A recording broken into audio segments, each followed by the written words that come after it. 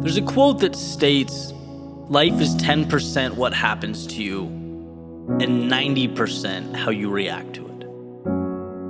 Which means that your reaction is drastically more important than the circumstance. And that's critical to know. It's critical to understand that no one in life has more power over your own situation than you. And there's an old story that hits on this point exactly. There's a father and a daughter. And basically the daughter's complaining. She's complaining about life, how difficult things are. She doesn't know how she's going to make it in whatever it is she's doing. I mean, the bottom line is she's tired of the day-to-day, right? And her father gets this idea. He says, come with me into the kitchen. And he gets 3 pots of water, puts them on the stove and turns the burners on. As soon as they start boiling, he drops a potato in the first one, an egg in the second one, and some coffee beans in the third one.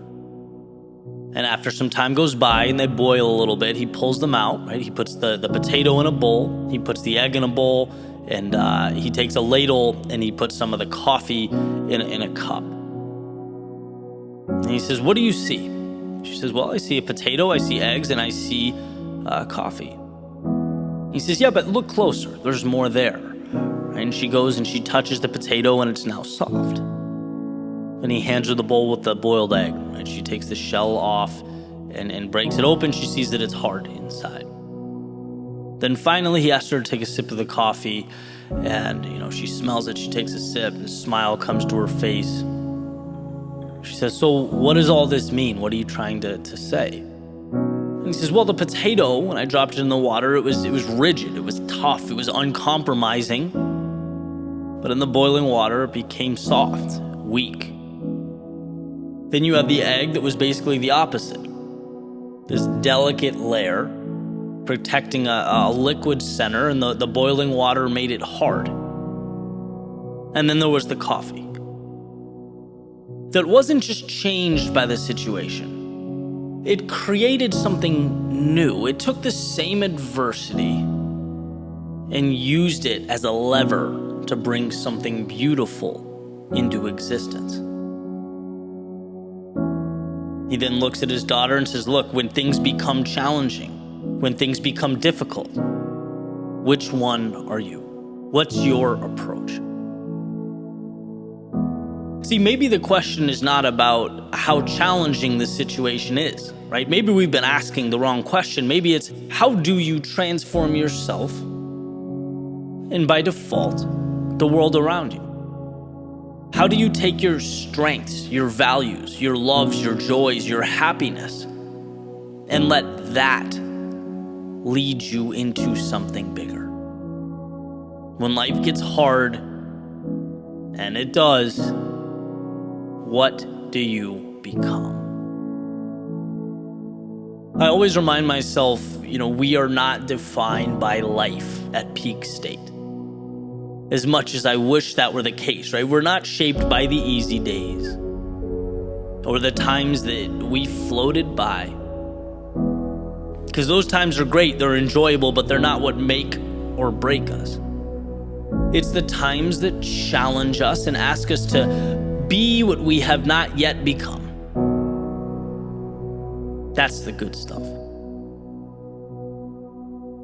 And this is another one of those, simple but not easy type things, because on paper it makes sense, it's understood.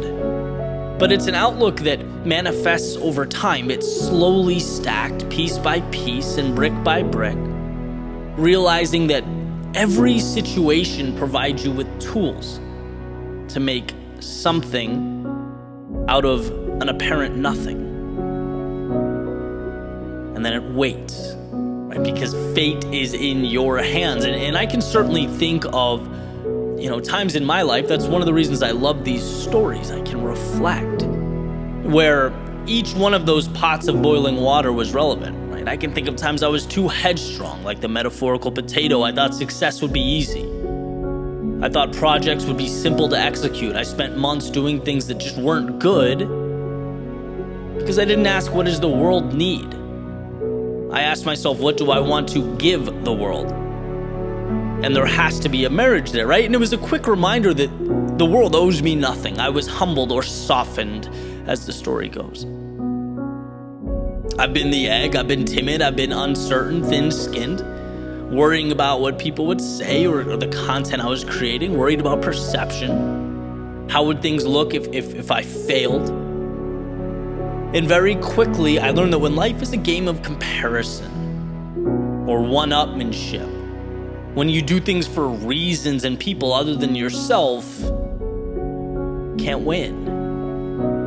You overcompensate. You do things for the wrong reasons and you lose yourself. You become hardened. And then there's the good stuff, right? Getting to the coffee, not bowing down to the circumstances, but shaping them. Not letting life dictate how the story goes or the fate of your character. And what's interesting is I'm pretty sure that being that metaphorical egg and the potato, they lay the foundation to become the coffee, the life lessons, the falling down, the picking my ego up off the floor, learning to trust myself, not be led by the opinions and expectations of others. You essentially learn that you can take the world around you and change it, that it is malleable, it is flexible. You have that power. You have that ability. It's up to you to believe it. And that's critical because no one comes along and co-signs that understanding for you. It's an internal process. You start to learn that things aren't there to provide instruction. They're there to propel you. But can you see the unknown as the opportunity, the obstacle as the way, and the loss as the armor that you pick up during the journey? And so, all of these words essentially come to one point. And that point is you have so much more control over your life than you think you do. As I've said before, you are stronger than you think you are. You are more resilient than you can even imagine. And when life tests you, and again, it will, remember that the challenges are not happening to you, but for you. The world isn't taking away what you have, it's giving you what you need. So long as you're willing to adapt with it, to grow, expand out, because you not only have the ability to change yourself, but the world as well.